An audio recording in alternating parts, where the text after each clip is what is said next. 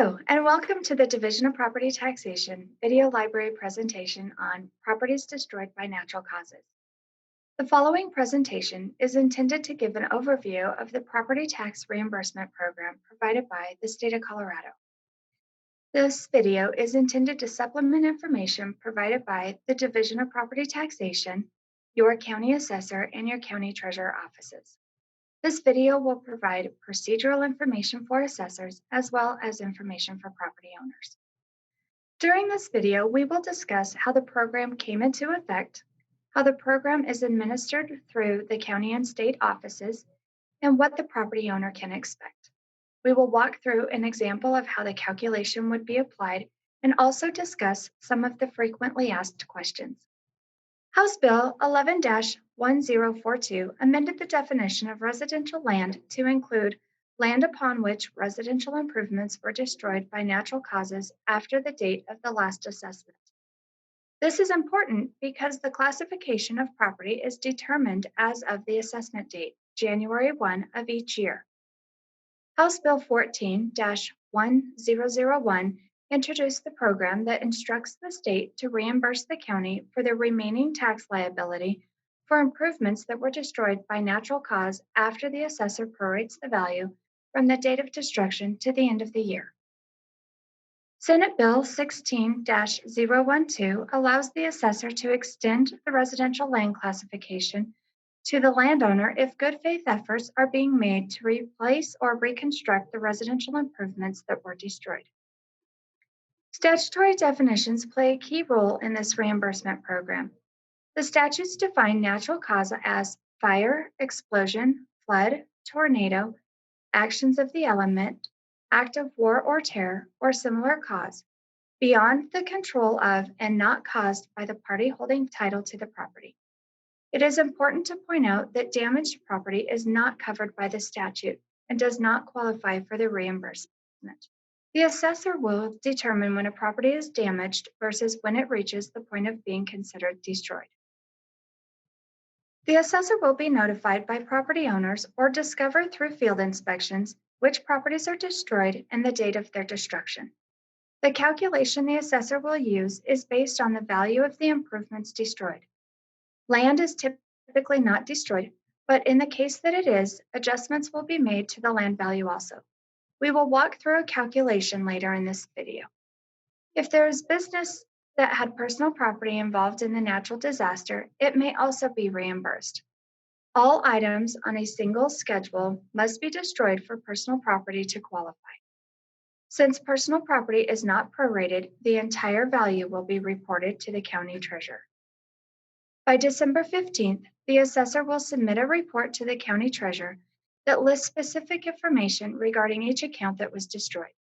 The information includes the owner of the property, the legal description and the parcel number, the date of destruction, a description of the real property, and the amount of prorated taxes. The personal property report includes the schedule number, name of the taxpayer, and the property taxes due for the year. The county treasurer will verify the report from the assessor. As soon as possible after they review the report, they will send it to the state treasurer. The state treasurer will issue a reimbursement warrant. The reimbursement will come from the state general fund. The state treasurer will send the county the funds to pay the improvement portion of the taxes on these properties. Within 30 days of receiving the funds, the county treasurer will apply a credit to the property or pay the property tax. If the owner has already paid the property tax, the treasurer will issue a reimbursement to them. As a property owner, you are probably wondering what exactly this means for you. We will spend a few minutes discussing this program from your perspective. Residential property value has two parts, the land value and the improvement value. As I mentioned earlier, land is typically not destroyed, but if it is, a value adjustment to the land will also be made. This program is designed for the state to pay the tax liability of the destroyed property for the owners. The assessor is going to prorate the value of the improvement that was destroyed from the date of the destruction to the end of the year. The portion of value from the date of destruction to the end of the year will be removed from the overall value of your property. The remaining value, which is the value from January 1 of the year destroyed to the day before the destruction happens, will still be listed as the improvement value in the assessor's office, but the state is going to pay the taxes. The total property value for the assessor's records will be the land value plus this new improved value. It is important for you as the homeowner to be in contact with the assessor's office. You may have information they are not able to obtain while the natural disaster is still being resolved. You can provide information that has been passed on to you by the teams managing the natural disaster. You also want to be in contact with the assessor regarding your plans for the property. If you are going to rebuild or move a residential structure onto the property, they will need that information. This will aid them in properly classifying the property in the future. The bottom line for you as the homeowner is, if your house was destroyed by natural cause, you will not pay any taxes on the house for the year it was destroyed. In this example, we are not considering any destruction to the land. Only the improvement was destroyed. The market value of the improvement prior to destruction was $450,000. The improvement was destroyed October 1st of 2020. You do not count the date of destruction. The total improved value is divided by 366 since 2020 is a leap year. This will give the assessor a per day value. The per day value is multiplied by the number of days the improvement was not destroyed, 274 days. The new market value for the improvement in the assessor system will show $336,886. The $113,114 value will be reported as destroyed property by the assessor and removed for 2020. Through this new procedure, the state is going to pay the tax liability for the portion of the year that the improvement was not destroyed. The idea behind this is that a homeowner should not have to pay any taxes on a home they no longer have due to a natural cause. For this example, I will use a mill levy of 60. The assessor will calculate the remaining tax liability from the new market value of $336,886. That new prorated market value times the 2020 assessment rate of 7.15% equals the new assessed value of $24,090. The assessed value of $24,090 times the mill levy of 0.060 equals the new prorated tax amount of $1,445.40. This is the amount the county treasurer will report to the state treasurer, and the amount the state treasurer will pay out of the general funds for this tax bill. So how much do you as the property owner pay? You will still be responsible for paying the taxes on the land associated with the parcel. The calculation using the residential rate on the land can be seen here. Based on a land value of $150,000 and a mill levy of 60 mills, the taxes would calculate to $643.50 for the year.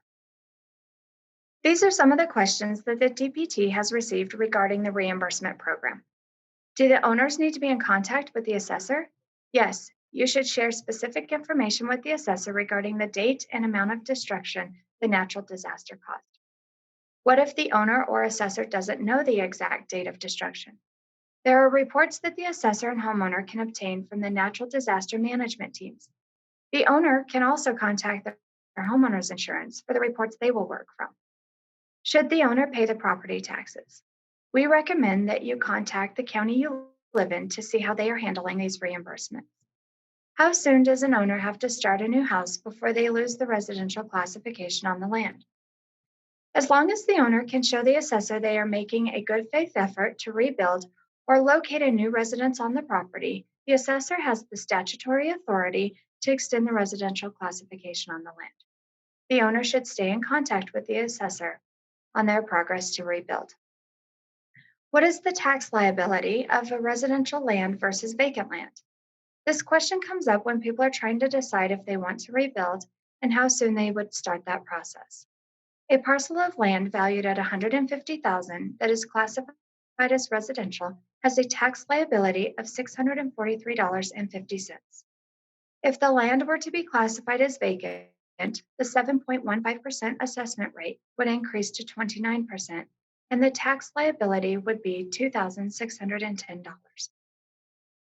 The reimbursement program is designed to help property owners when an act outside the owner's control destroys their property. Owners and assessors should work together to ensure the value and resulting tax represents the characteristics of the property after the destruction. If you have any questions, please contact the Division of Property Taxation, your county assessor, or your county treasurer.